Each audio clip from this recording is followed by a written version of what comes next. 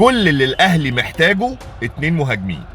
2 مهاجمين يكونوا بنفس مستوى ومواصفات وسام ابو علي. 2 مهاجمين بمعنى الكلمه يليقوا بحجم النادي الاهلي.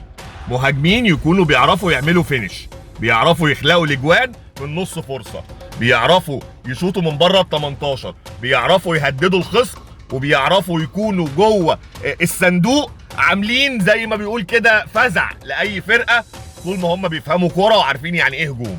مش عايزين حد شبه محمد شريف، مش عايزين حد محلي، عايزين حد يليق باسمه وحجم النادي الاهلي.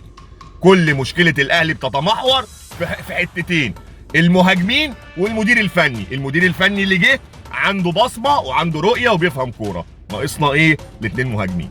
ده كان تنويه وكان يعني توضيح بسيط للي احنا محتاجينه بالنسبه للاهلاويه، وان شاء الله باذن الله السوبر بتاعنا، وباذن الله نبارك لبعض بعد باذن الله البطوله وتكون اهلاويه. كان معاكم ميدو الصباغ، واشوفكم في فيديو تاني على خير. السلام عليكم.